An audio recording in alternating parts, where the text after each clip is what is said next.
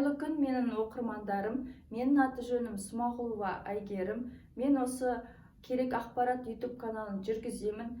Егер де осы ақпараттар сіздерге қажетті және пайдалы болса, мені қолдап, лайк басып және тіркеліп өтсеңіздер. Бүгінгі тақырып ОП дегеніміз не және ОП 16 болу үшін ай сайын қанша теңге салу керек, сол жайында айтатын боламыз. Ең бірінші бізде ОП, яғни оценочный показатель, бағалау көрсеткіші. Ол дегеніміз сізді банк бағалайды. Яғни сіз айма-ай уақытында өз шарттық сомаңызға байланысты ақша салып отырсаңыз, сізге жақсы баға береді. Ол сол ОП 16 дегеніміз.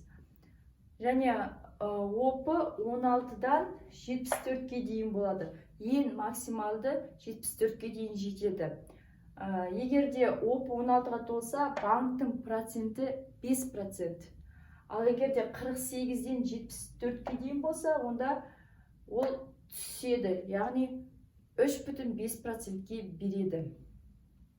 Сонымен қоса, 50-50 тұрғын үй займмен ала аласыздар. Ол кезде ОП 16 болу керек және депозитіңізға 3 жыл толу керек. 5%-пен береді сол кезде.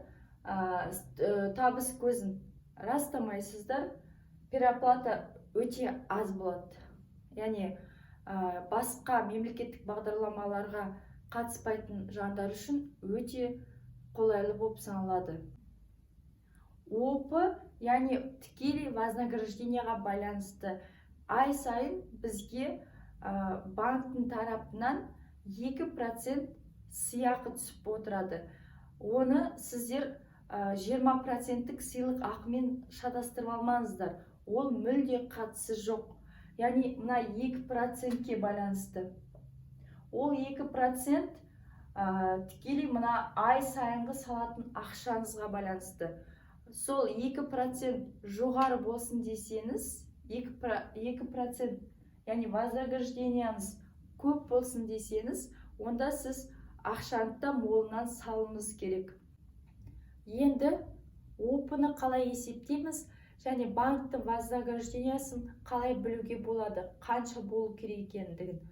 Ең бірінші осындай кесте құрып аламыз. Мынау банктың вознаграждениясы, яғни банк берген сыйақы. Содан кейін договорная сумма, яғни шарттық сома, сіздің ақшаңыз осы. Сізге қанша керек үй алу үшін соны жазасыздар. Содан кейін ОП. Банктың вознаграждениясын табу үшін договорная суммамен ОП-ны көбейтесіздер. Міндетті түрде договорная сумманың 3-0-ін, артындағы 3-0-ін алып тастайсыздар. Енді, мысалы, есептеп көрейік. Мысалы, менде банктың вознаграждениясы 55.680 деп көрсетіп тұр. Және договорная сумма 10 миллион теңге деп алдым. Яғни мен өзім 10 миллион үйін алғым келеді. Бірақ та менде 1.200.000-ға ашылған. Сондықтан да менде ОП 47 деп көрсетіп тұр. Яғни бұл дұрыс емес. Мен қуанып жүрмін, мысалы, менде 47 деп көрсетіп тұр. Яғни мен 50-50-ге қатыса аламын деп. Жоқ, олай емес. Яғни бізде мұнда 1.200.000 болғандықтан менде осылай ОП-ым көтеріліп кетті.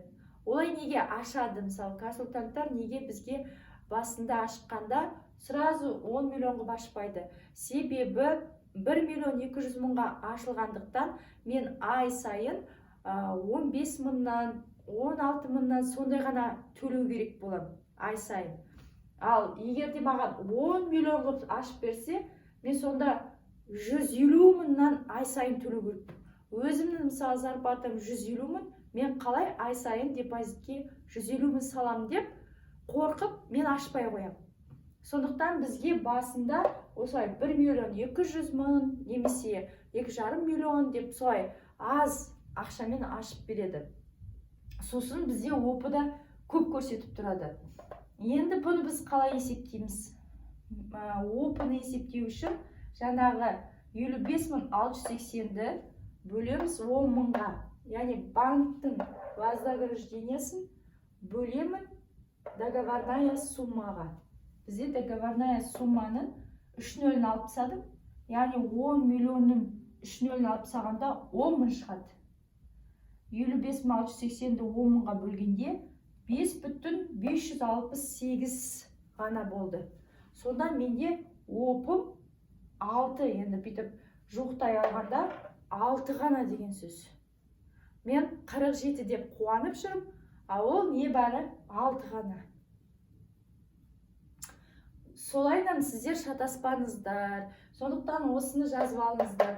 Банктың вознаграждениесін табу үшін, яғни сіз договорная сумманы көбейтесіз опыға.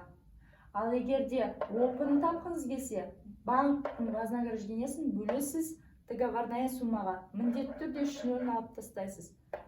Ал егерде договорная суммаңызды мысалы 10 миллион деп алайық. Мысалы 10 миллионның үйін алғыңыз келеді. Сонда банктың вознаграждениесін есептейміз. Банктың вознаграждениесі тең 10.000-ды көбейтеміз 16-ға. Сонда болады 160.000. Мен мұнда 55.680 емес, менде 160.000 вознаграждение болу керек негізі. Осынша жинауым керек. Менде 3 жыл толғанмен опы 16 әлі болған жоқ. Яғни мен 50-50 тұрғын үй займымен үй рәсімдей алмаймын. Енді осыдан кейін ай сайын қанша теңге салу керек, сол жайында айтатын боламыз. Мінекей осы суретті сақтап алыңыздар.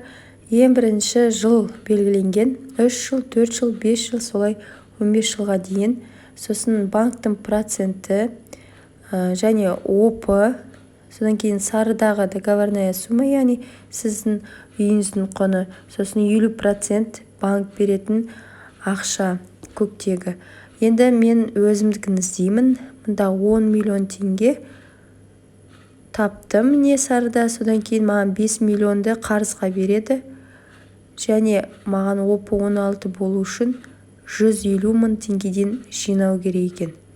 Ал егер опы 20 болып, банктың проценті 4,8 болса, онда маған 105.000 теңгеден жинау керек. Солай кете береді, яғни сіз өзіңіздің шарттық сомаңызды міндетті түрде білуіңіз керек.